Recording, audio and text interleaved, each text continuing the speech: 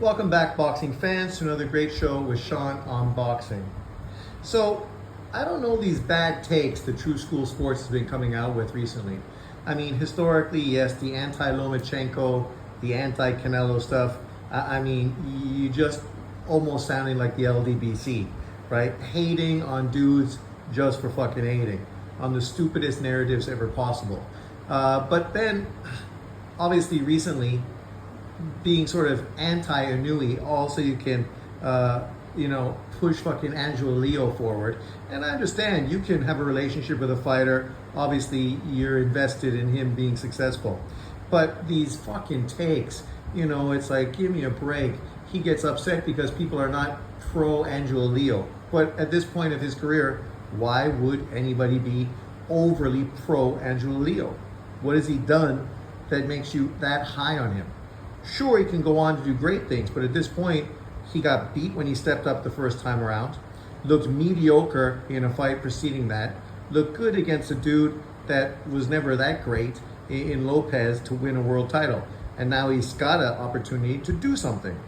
But I mean, keep capping fucking Inui, right? To try to build up your name. I mean, come on. This is the same kind of crap we see fucking the LDBC do with Spence, with fucking Haney, and with Deontay Wilder, and we know why they're doing it. The same reason you are, because you got vested interest in somebody doing well. Now he's coming out with this narrative. The IBF is great for boxing. Stop crying. The IBF is great for boxing. Stop crying. Like, if you're coming out with that kind of stupid fucking narrative, obviously you're not really paying attention to the history of the IBF. When their past president, Lee, was fucking suspended, arrested, charged with fucking collecting payola, right? That's the history of the IBF. But yeah, the IBF is great for boxing. Stop fucking crying. This is the same IBF that never mandated Errol Spence or Charlo to fight their IBF mandatories, both for well over 3 years, closing on 4. Maybe it was 4 years when all is said and done. This Bakram Murtazaliev, who just fought for the IBF title against Tim Tszyu. This is a guy who's literally been the IBF mandatory for fucking almost 5 years now.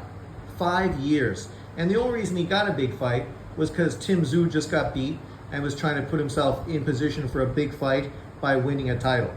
Because in truth, he would just be sitting there with nobody fighting him still. Right? We just saw what the IBF historically has done. Like, let's just go back in history for a minute and think about why Canelo Alvarez was stripped by the IBF, even though Canelo Alvarez literally off Derevchenko the highest fucking payday of his career. Yet he refused it. Why? Because he was pushing for more money because it was Canelo Alvarez. Even though if he was going to fight, say, the IBF second highest ranked fighter, the dude would have got fucking $200,000 dollars for that fight. But he was getting well over $1 million. Actually, he was offered more money to fight Canelo Alvarez for that IBF title and the other titles, of course, that Canelo was holding, right? More money than he ended up accepting in the GGG fight. So that tells you everything you need to know. And because of this stupidity and unfucking willingness to bend, of course, Canelo Alvarez got stripped, so he ended up moving to light heavyweight because he couldn't get the fight against Andrade for undisputed. Once again, the IBF getting in the way of fucking undisputed, right? This is the same IBF that threatened to strip Usyk, had threatened to strip fucking AJ multiple times. Fights where AJ potentially could have fought Wilder didn't happen primarily because of the IBF mandating useless fucking mandatory fighters in the way of a fight everybody in boxing was looking forward to. Now you fucking got this better BF situation, and it's like, give me a fucking break. What people are saying about the IBF is the same thing they're saying about every single sanctioning body. There's no specific hate towards just them. But the situation is that they consistently fuck shit up by mandating fucking promoters, fighters that are promoted by German promoters. See, that's why this guy, he's talking out his ass. Because if he does a little fucking research, True School, Brandon, do fucking some research, buddy. You'll find out that the majority of these fighters the IBF has been mandating are all promoted by one German fucking promoter. So you don't think there's payola going on? How come this one German promoter who promotes fighters nobody's ever fucking heard of, who don't do anything outside of fucking domestic level Germany and European level fighters, how come all of a sudden all this guy's fighters are becoming IBF mandatories, right? You could say the same thing with Top Rank and their fighters with the WBO. The difference is their fighters are legitimately top 10 ranked fucking fighters, not dudes that aren't even ranked in the top 50 in some cases. I mean, Jesus Christ. And we know sanctioning bodies are all full of shit across the board. You think about that Nakatani WBC mandatory right against that Thai fighter. What the fuck is the point of that guy? What did he do to deserve the fight?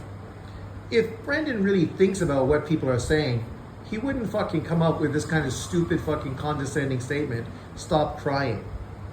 Because the reality of the situation is, we see fucking they're getting payola. There's a history of them collecting payola. We've seen fucking obvious examples of them not forcing fighters to fight mandatories, yet then very quickly force other fighters to fight mandatories. Like Bud Crawford, who literally was stripped so you could give fucking Boots Ennis the fight. Even though Boots Ennis could have fought Bud Crawford for his WBO title, which was mandated by the WBO. But he chose to run away from that fight to do what? Try to collect a vacant belt, just like everybody in these weight classes is trying to do. They're not trying to fight the champions. They're trying to wait until fights get stripped or fucking the titles become vacant so they can collect free titles and act like they actually are fucking justified champions, even though they haven't beat anyone. What I've said recently and what other people have said makes sense. The fact the IBF often has fucking their first and second positions empty shows you some of the bullshit that's going on. The fact that this fucking effort guy beat a 42-year-old fucking Jean Pascal, all of a sudden that justifies you becoming an IBF mandatory for a world title. Give me a fucking break. Go fight another top fucking ranked fighter for an eliminator and earn your fucking opportunity. See, that's all people want to do. Earn your opportunity. William Skull just won that Canelo Alvarez fight in a fight nobody even knew was fucking happening. William Skull versus Shishkin.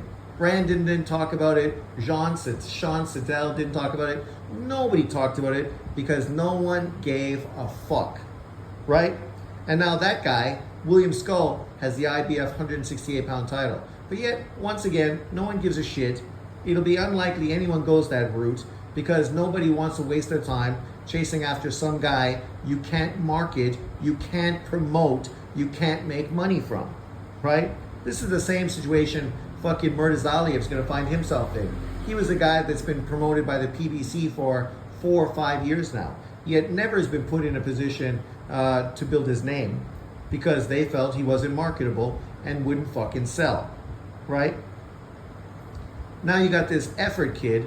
I mean, really, do we really need to see Artur Beterbiev fight this fucking kid, knock his ass out inside 6 rounds just to say, oh yeah, he beat his mandatory in a fight even in fucking Canada nobody wants to pay for, nobody wants to watch, when there's legitimate fighters at the 175-pound weight class who've actually fought and done something that literally deserve opportunities, not fucking bum-ass fucking dudes promoted by some unknown fucking German promoter who paid the IBF off so the IBF all of a sudden jacked all his fighters into that number 1 position.